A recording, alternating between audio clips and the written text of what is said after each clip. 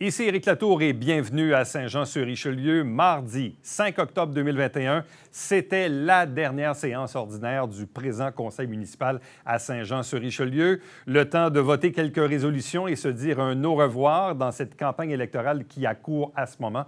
Et là, bien sûr, on vous présente aujourd'hui quelques extraits de cette séance du conseil.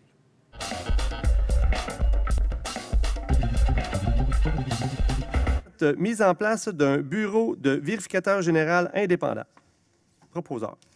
Monsieur le maire, de demander la direction générale et le service des finances de la Ville afin de prévoir les sommes nécessaires au budget 2022 et d'entreprendre les démarches afin de mettre en place au cours de l'année 2022 un bureau de vérificateur général indépendant. Que le mandat du vérificateur général vise à s'assurer que les ressources de la Ville sont gérées avec souci d'économie, d'efficience et d'efficacité.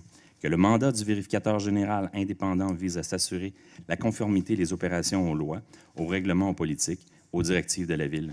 Que les questions relatives à l'environnement et au développement durable relèvent également du mandat du vérificateur général indépendant. Que le mandat du vérificateur général indépendant s'applique aux affaires de la Ville et des organismes qui font partie de son périmètre comptable. Excusez-moi, Monsieur le greffier, je n'ai pas la résolution, moi, dans mon... Bougez pas, Monsieur le greffier, j'en ai une copie ici pour Mme Charbonneau. Il m'en manque des résolutions, on dirait, là. Donc, j'ai compris que Marilyn Charbonneau appuyait. Oui, j'appuie, M. le maire. Vous voulez rapporter un amendement, M. le maire? Attendez. Donc, vous voulez, M. Berthelot, un amendement? Allez-y. Oui, M. le maire. Alors, comme c'est un poste qui est encadré par la loi des cités et villes, donc je voudrais qu'on enlève le dernier considérant, donc adopter une stratégie de développement durable, parce que ce n'est pas dans son mandat. Je voudrais également que dans le premier paragraphe de la résolution, qu'on biffe au cours de l'année 2022, je vous expliquerai après. Ensuite de ça, dans le paragraphe suivant, que le mandat du directeur général soit celui prévu à la loi des cités et villes. Donc, un ajout. Un instant. sont celui prévu à la loi des cités et villes, donc c'est encadré par la loi. Et je voudrais qu'on enlève l'avant-dernier, paragraphe, là, que les questions relatives à l'environnement et au développement durable, parce que ce n'est pas dans le rôle du vérificateur. Si vous me permettez, je vais l'expliquer. Donc, on veut juste récapituler, M. Berthelot, votre amendement est quand même assez substantiel. Donc, vous retirez le dernier paragraphe des considérants, Exact. qui se lit comme suit. Considérant que la Ville de Saint-Jean-sur-Richelieu a récemment adopté une stratégie de développement durable, donc vous voulez enlever ça? Oui, parce que ça n'a rien à voir. Ensuite, non, je ne veux pas des explications, je veux juste savoir exactement de sur quoi on vote. D'accord. Vous voulez, dans le premier paragraphe, enlever quoi exactement au cours de l'année 2022? Exact. Donc, vous voulez que la Ville prévoie les sommes nécessaires dans le budget 2022, mais que le bureau ne soit pas mis en place durant l'année 2022. Ça dépendra de l'administration. Oui, exact. Ça dépendra de l'administration. OK. Donc, juste retirer les mots « au cours de l'année 2022 ». Tout à fait. Ensuite, vous voulez retirer le 1, 2, 3, le quatrième Le paragraphe. suivant, si vous me permettez, M. le maire, le paragraphe suivant, c'est que le mandat du vérificateur général, là j'ajoute, soit celui prévu à la loi des cités et villes. Soit celui quoi? Prévu à Prévu. la loi des cités et villes. À la loi des cités et villes. Plutôt que de dire que le mandat vise à assurer que les ressources de la Ville soient gérées avec un souci d'économie, d'efficience et d'efficacité. Ça reste aussi, mais ça doit être encadré par la loi des cités et villes. C'est ce qui est prévu. OK, donc soit celui des cités et villes et vise... Ah oui, ça continue. J'enlève rien, j'ajoute OK. seulement. Et vous retirez le paragraphe qui dit que les questions relatives à l'environnement et au développement durable relèvent également du mandat du vérificateur général indépendant. Donc, c'est bien ça? Oui. Est-ce que quelqu'un appuie cet amendement-là? Oui, moi, je vais l'appuyer. Christiane Marcoux appuie. Est-ce que quelqu'un demande le vote sur l'amendement? Là, on va discuter uniquement de l'amendement de M. Berthelot. Non pas sur la résolution de fond, mais seulement sur l'amendement. Moi, je demande le vote, M. le maire. Allez-y, M. Berthelot, c'est le moment de vous expliquer. Oui, merci beaucoup, M. le maire. Alors, un poste de vérificateur, c'est encadré par la loi des cités et villes, dont on retrouve la définition à l'article 107.7 de la loi des cités et villes. Et ça dit, entre autres, qu'un vérificateur général doit effectuer la vérification des comptes et affaires. Alors, je pense qu'il est important, si on met en place un vérificateur, qu'on fasse référence à la loi des cités et villes. Et il pourrait, moi, je pense qu'on ne peut pas non plus, comme on dit, lier ses successeurs. Il appartiendra au prochain conseil de décider s'il y a possibilité d'ajouter des responsabilités supplémentaires à la loi des cités et villes. Mais normalement, la loi des cités et villes prévoit là, un rôle et responsabilités d'un vérificateur, ainsi que ses fonctions, sa provenance, ses compétences. Donc, c'est le pourquoi de mon amendement.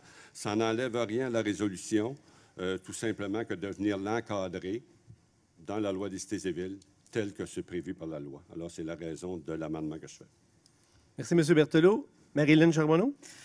Oui, bien en fait, j'ai devant moi le rapport du vérificateur général de la Ville de Montréal de 2020, 10 février 2020. Et au chapitre 4.2, il y a un chapitre dédié à la protection des milieux naturels. En fait, ce rapport-là, la vérificatrice générale a regardé les différents outils de la Ville et cherchait à voir si on l'appliquait concrètement sur le territoire, puis on prenait les mesures nécessaires. Alors oui, ça peut être dans le rôle du vérificateur général parce que ça fait partie des orientations budgétaires, ça a un impact dans les politiques de la Ville, alors on peut très bien le faire. Ça existe, je ne l'invente pas, Monsieur le maire ne l'a pas inventé non plus. Alors pour ça, moi, je pense qu'on peut être plus audacieux, je pense que c'est bien, même pour la population, qu'il y ait une reddition de comptes sur les choix des élus municipaux, puis que ça puisse être consigné dans un rapport, puis qu'il soit indépendant, puis que les citoyens puissent se faire une tête. Alors, moi, je vote contre cet amendement-là. Je pense que, surtout avec la crise climatique, avec les objectifs mondiaux qui font qu'accroître parce qu'il y a une urgence climatique, tous les experts le disent, mais je trouve que c'est tant mieux si la vérificatrice générale se penche sur cette question-là, autant que sur toutes les autres questions qui relèvent du conseil municipal. Merci beaucoup. Merci beaucoup, Marilyn. Quelqu'un souhaite s'exprimer en faveur de l'amendement de retirer plusieurs éléments de la résolution? Oui, Monsieur le maire, moi, je vais m'exprimer. Je vais voter en faveur de l'amendement. Je ne reprendrai pas les propos de M. Berthelot. Il a très bien expliqué la loi sur les cités et villes. Et M. Berthelot a également dit à la fin, si le prochain conseil décide de lui donner le mandat du développement durable et tout, bien, ça sera au prochain conseil de lui donner ce mandat-là. Merci, Mme Marcoux. Quelqu'un souhaite s'exprimer contre l'amendement de M. Berthelot? Je vais m'exprimer contre. C'est fait. Allez-y, M. Langlois. Tu vois, je n'ai pas d'autre chose à dire. Mais non, je peux dire quelque chose. Allez-y, allez-y. C'est M. Berthelot qui... Allez-y, M. Langlois. À vous la parole. Tu sais, ce que M. Berthelot amène ce soir, dans le fond, on fait, tu sais, d'aller plus loin, d'aller plus haut, de donner, c'est juste de transférer ça à l'autre mandat. Ce qu'on donne actuellement, c'est justement, c'est un règlement. Et en plus de ça, Mme Charbonneau, la dernière fois, l'a clairement indiqué que ce serait quelque chose qui serait valable pour l'ensemble de la Ville. Ce qu'on donne, c'est quand même un cadre décisionnel sur des politiques qu'on a déjà votées. Puis de se dire, hey, écoutez, en 2022, on commence. Moi, personnellement, le 2022, d'enlever la date, pourquoi qu'on ne se donnerait pas justement un sens de responsabilité envers nos citoyens, puis de se dire pour 2022. Je pense que ça serait quelque chose qui serait hyper important. Marilyn a très bien expliqué, quand on va au-devant des choses puis qu'on demande une vérification, c'est pas une obligation, c'est une vérification pour savoir qu'on puisse voter par après. Ça ne nous enlève pas de pouvoir ou rien. Ça nous donne juste des éléments décisionnels pour... Et en même temps, ça le dit, hein, le mot vérification. Donc, je vais vérifier ce que tu fais, puis je vais te dire ce que tu fais, c'est bien ou pas. À partir de là, c'est à notre décision. Je pense qu'on est rendu là et je pense qu'on doit ça à notre population. C'est sûr et certain.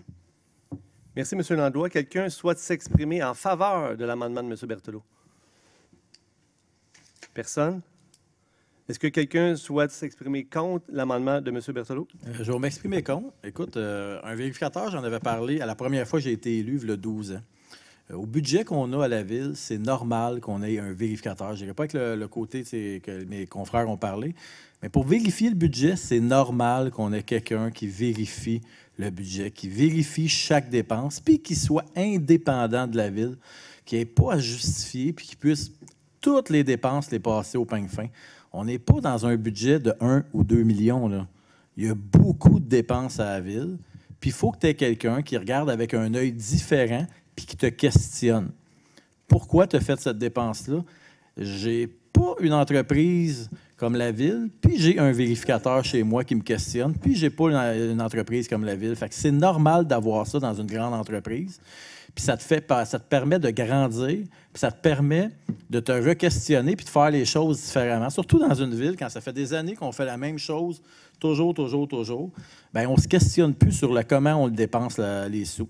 Ça vient nous redonner une vision différente, puis ça vient nous questionner un peu. Fait que je pense que c'est quelque chose qui coûte absolument rien à la ville, parce qu'il va y avoir des économies qui vont être engendrées. Toutes les grosses entreprises en ont des vérificateurs, puis ça entraîne des économies.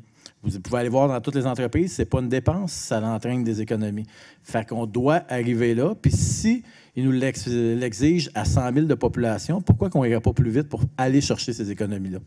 Puis quand on parle du plan environnemental, il y a quand même beaucoup de sous là, qui viennent de ça. Là. On prend toutes les taxes d'environnement sur les nouveaux développements. C'est beaucoup d'argent qui sont gérés. Il y a beaucoup d'achats aussi qui sont faits. C'est normal d'avoir un vérificateur externe puis qui vient nous donner un peu là, son opinion et son son de cloche. Fait que je comprends même pas pourquoi on a un débat là-dessus. Merci beaucoup. Merci, M. Bessette. Moi également, je vais m'exprimer contre l'amendement proposé par le conseiller Yvan Berthelot.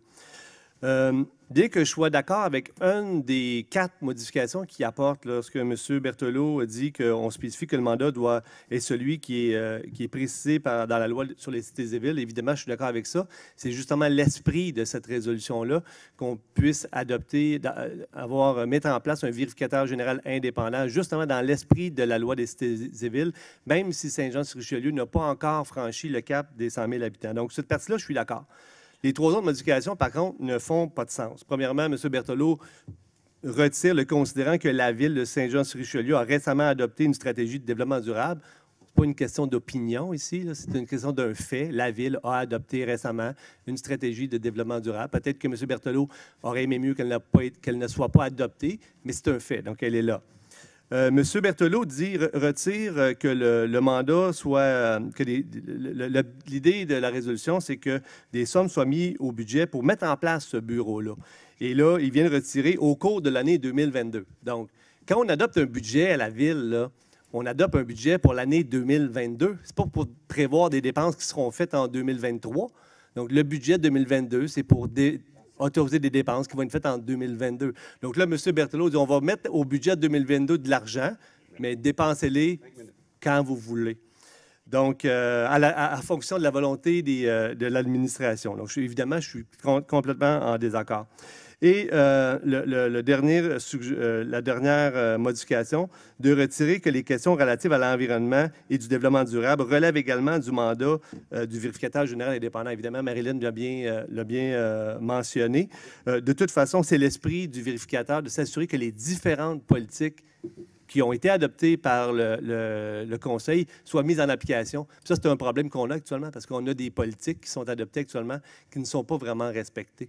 Donc là, on vient de mandater un vérificateur général indépendant qui va pouvoir justement venir souligner ces incohérences. Donc, je vais voter évidemment contre l'amendement de M. Berthelot.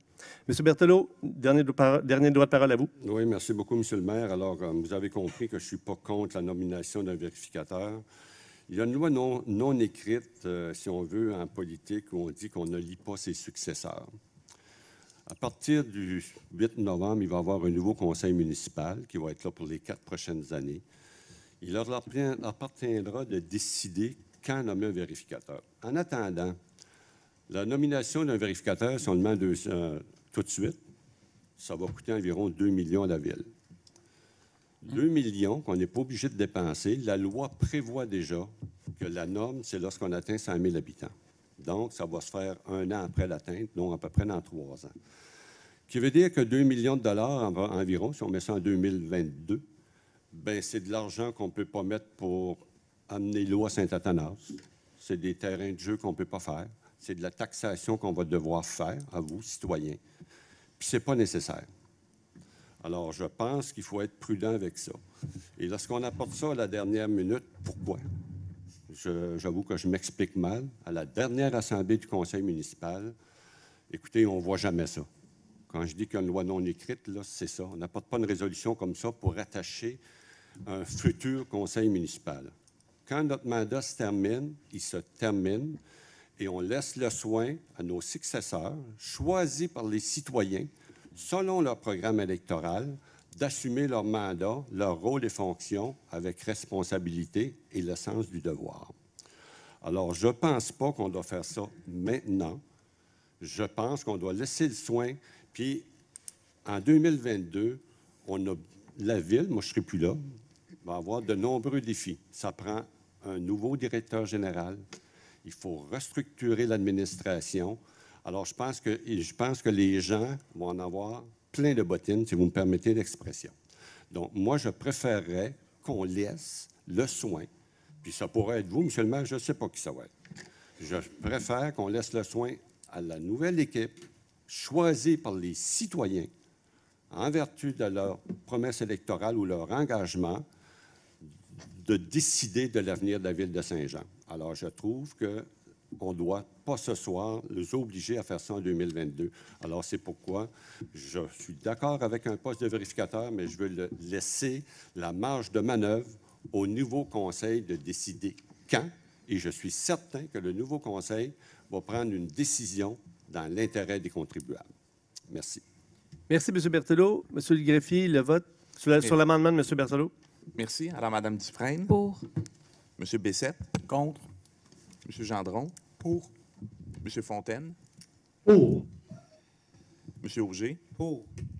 Mme Poisson?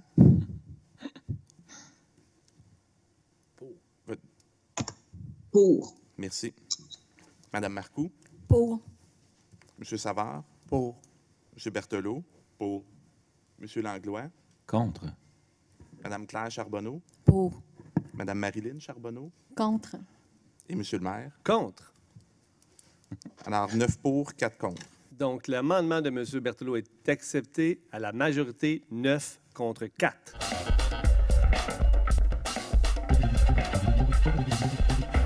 Période des questions et de communication des membres du conseil municipal au public. Madame Dufresne. Oui, alors, dans un premier temps, je dois vous dire que travailler avec plein d'humains, c'est pas facile. Prendre des décisions, c'est pas facile non plus. Puis on est ici pour gouverner pour l'ensemble de la collectivité de la municipalité. Donc, quand on a des gens qui nous interpellent avec des inquiétudes, moi, je ne suis pas l'experte dans un domaine ou dans un autre. Je suis généraliste, OK? Donc, moi, mon travail, c'est d'écouter tout le monde puis de laisser la chance aussi aux autres à pouvoir intervenir. Puis si, en plus, on me tend la main pour m'aider à mieux réglementer, entre autres la réglementation pour les pesticides, bien moi, je suis ouverte à ça. Je suis quelqu'un qui est en mode solution. Je suis quelqu'un qui ne cherche pas la chicane non plus. Au contraire, je cherche des solutions, puis je cherche une acceptabilité sociale. Donc, vous voulez parler de mon engagement, c'est clair que ça prend une réglementation sur les pesticides, c'est clair que c'est du poison, puis c'est clair qu'il faut que ça soit interdit. Là-dessus, je suis d'accord avec vous. Maintenant, ce que je vous demande, c'est une période de 2 mois pour travailler avec des gens qui sont inquiets, avec des gens aussi qui nous ont proposé, puis c'est pas juste une personne, c'est plusieurs personnes qui ont des inquiétudes. Donc ça, je pense qu'on se doit, comme ville, de dire oui à ça, puis d'avoir cette ouverture-là. Donc, moi, c'est ça que je veux. Mais à la base, là, je vous ai entendu, là, Mme Provost, Mme Baudry, Mme, je m'excuse, je ne me rappelle pas de tous vos noms. Je vous ai entendu. J'ai lu tous les courriels aussi que vous m'avez envoyés. Puis je ne suis pas en désaccord avec vous. Puis je comprends ce que vous faites. Puis d'ailleurs, je vous félicite de le faire parce que ça prend du monde pour le faire. Mais nous autres, on a aussi une façon de faire les choses. C'est plate, mais là, il n'y a pas d'incidence. C'est l'automne, ça va être l'hiver. Donc oui, on va pouvoir agir rapidement dans ce dossier-là. Donc, je veux vraiment vous assurer. C'est la dernière, donc moi, je n'embarquerai pas dans de la publicité, marketing, politique. Je ne suis pas là pour ça. Moi, je veux, entre autres, le dernier mandat a été spécial. On est tous des humains. On a tous nos caractères, on a toutes nos façons de faire. Puis, bon, je m'en sors un peu, c'est plate, mais bon, c'est la vie. Pour terminer, je voudrais mes hommages, M. Berthelot, Mme Marcoux, mes hommages pour... vous avez fait plus de 20-25 ans, Yvan, je ne suis pas certaine, là, mais faire ce qu'on fait là c'est... Vous savez, c'est un investissement. C'est aussi le fait qu'on reste loin de nos familles et de nos enfants, surtout pour ceux qui ont 2 emplois. Fait que je dois vous dire que c'est vraiment un don de soi faire ce qu'on fait. Alors, mes hommages, Mme Marcoux, vous avez réglé en plus avec brio votre dossier du champ de tir. Vous laissez un legs pour l'Acadie. Félicitations. François Auger, on a eu beaucoup de plaisir à travailler ensemble pendant 2 mandats. Ce fut court pour vous. Bonne retraite, vous le méritez bien. Je voudrais aussi lancer mes hommages au maire Jacques Landry, maire de Venise en Québec, qui a fait un excellent travail pour sa municipalité. Il l'a vraiment mis sur la map. Il a remonté Venise en Québec. Donc, Monsieur Landry, reposez-vous bien. Je ne suis pas allée à toutes les réceptions que le touriste a fait pour fêter son départ, mais je dois vous dire que j'ai pensé à vous, puis vous partez avec un beau leg aussi pour Venise en Québec. Donc, voilà. Puis finalement, ben, j'aimerais souhaiter bonne chance à tous les candidats pour la prochaine campagne électorale.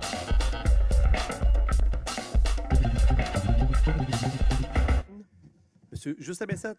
Bonsoir. Ce soir, j'ai plusieurs points à discuter. Premièrement, je vais commencer avec « Je déclare avoir fait une promesse d'achat acceptée sur le 398 Victorine Prairie à Saint-Jean-sur-Richelieu. Tu termines sans beauté.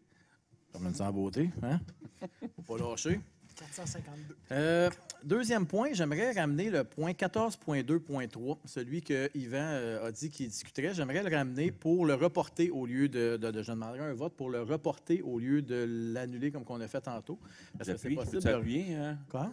Excusez-moi, M. Bessette, mais la décision a déjà été prise par le Conseil. Ouais, mais j'aimerais le reporter, parce que tantôt, on n'a pas eu le temps de discuter. J'aimerais le ramener, le point, pour pouvoir le reporter au lieu qu'il soit annulé. On peut demander à Pierre s'il y a une façon de faire. S'il vous plaît, M. Langlois. C'est possible de redemander un vote sur 14.2.3 pour pouvoir le reporter si le Conseil est d'accord, à moins que le Conseil ne soit pas d'accord. Est-ce qu'il y en a qui sont... S'il vous plaît. Moi, je me retire du dossier. Ça, c'est correct. Ça. Est-ce qu'il y en a qui sont contre? Parce que monsieur le greffier, c'est que la décision a déjà été prise par le Conseil. Hein. Oui, je suis d'accord avec vous. Ah, on ne peut pas le reporter? Parce que tantôt, j'avais demandé... Une nouvelle décision peut être prise par le Conseil, par contre. Est-ce qu'on peut ramener une nouvelle décision pour reporter le 14.2.3? De quelle façon on va le faire? Leur dossier peut être ramené au Conseil, tout simplement. Là. Ça n'empêche pas, si vous me permettez, M. le maire, ça n'empêche pas le dossier de continuer. Ce n'est pas comme un changement de zonage ou... Mais je veux juste pas qu'il y ait d'autres frais, c'est l'exemple, le temps qu'on discute. Non, c'est juste au niveau du PIA. Okay. Donc, c'est des discussions. Mais il n'y aura pas de frais. Je me suis engagé on à continue accompagner M. Charbonneau dès demain. Okay. Mais ce dossier-là pourrait être ramené. On continue les discussions sur ce point-là. L'autre point que j'aimerais amener, c'est concernant les signaleurs. Écoute, je suis vraiment heureux de voir des signaleurs sur le pont. Vous savez, ça n'a pas été un dossier facile à mes yeux. J'ai eu plusieurs commentaires pour pas que ça fonctionne. Finalement, on a des signaleurs sur le pont à Iberville. Je pense que tout à Iberville est gagnant. On est passé de 20-25 minutes à 1 ou 2 minutes pour traverser le pont. C'est formidable. Je trouve ça décevant un peu que ça ait été si compliqué, par contre, pour se rendre à amener les signaleurs. Je croyais qu'en l'amenant, ça se passerait tout de suite. Ça a été compliqué. On a dû travailler fort, mais au moins, la circulation, présentement, c'est contrôlé. Encore en parlant du pont, là, je suis dans les parties qui sont décevantes. Quelle ne fut pas ma surprise ce matin en passant?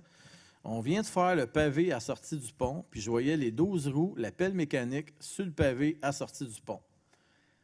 On parle de planification stratégique. Ça coûte une fortune, le pavé qu'on vient d'installer, là.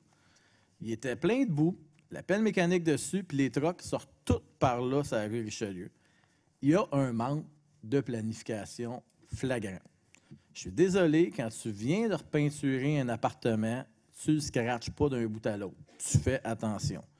Mais là, présentement, ce qui se passe, c'est ça. Vous passerez, vous regarderez, le pavé à la sortie du pont est tout magané. Il y a de la terre partout dessus. C'est pas la terre, là, je suis quand même quelqu'un qui est quand même réaliste. C'est de voir des 12 roues pleins passer sur du pavé uni. Ça magane. Puis à la seconde qu'on va l'avoir enfoncé, on ne l'a pas mis là pour les 2 prochaines années. On l'a mis là pour les 40 prochaines années. On doit revoir notre façon de faire.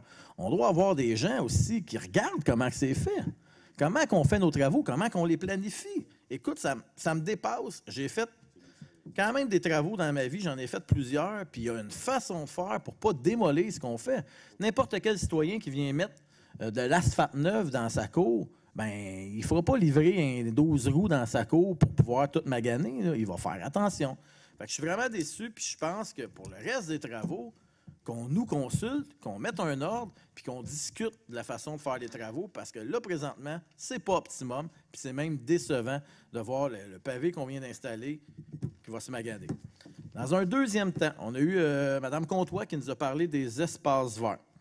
Écoutez, pour ma position, si vous ne me connaissez pas, là, 4, 8, 12 ans, j'ai été le premier à faire la pétition pour sauver le bois des Frères-Maristes, qui, malheureusement, on a perdu, puis le bois Douglas. J'avais amassé à l'époque, parce qu'à l'époque, on n'était pas en mode vraiment Internet, c'était vraiment plus archaïque.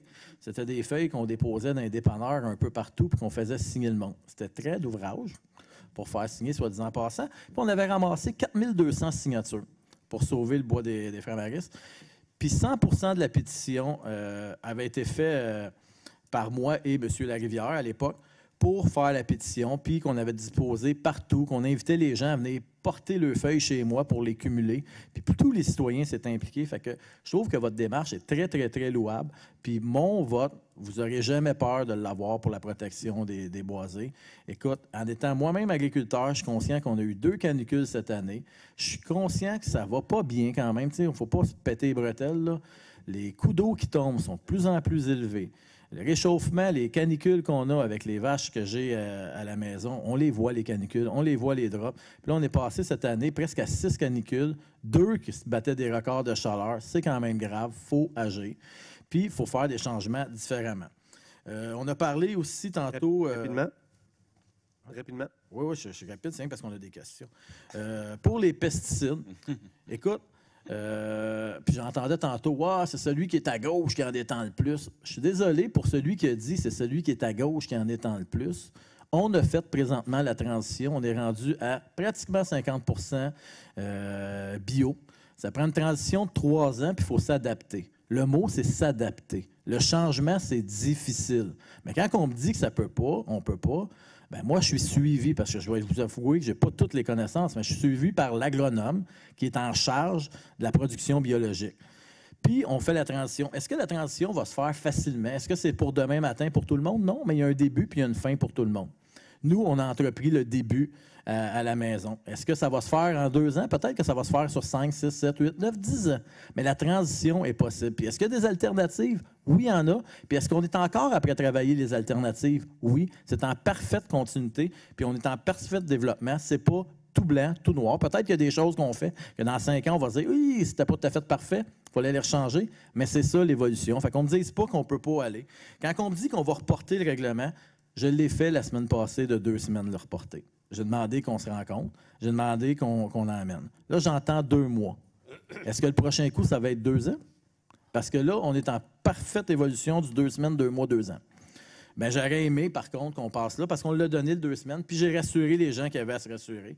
Puis, je pense qu'il y en a des gens, puis il y a des gens, des experts qui ont travaillé là-dessus, puis vous avez raison, on doit faire le virage. Écoutez, la maladie du Parkinson, là, je connais plein d'agriculteurs qui l'ont eu, là.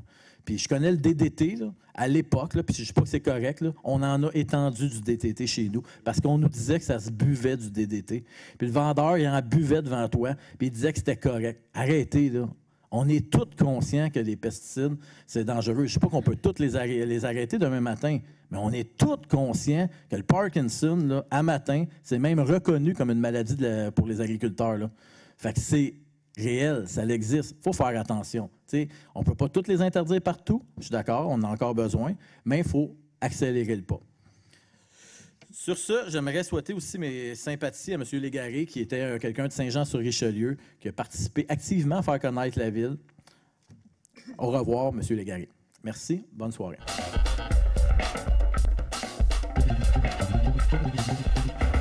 Merci d'avoir été là. On se fixe rendez-vous la semaine prochaine alors qu'on va vous présenter de nouveaux extraits de cette dernière séance régulière avant les élections, celle du mardi 5 octobre 2021. Entre-temps, commentaires ou suggestions, Éric Latour en un mot à commercial tvhr9.com.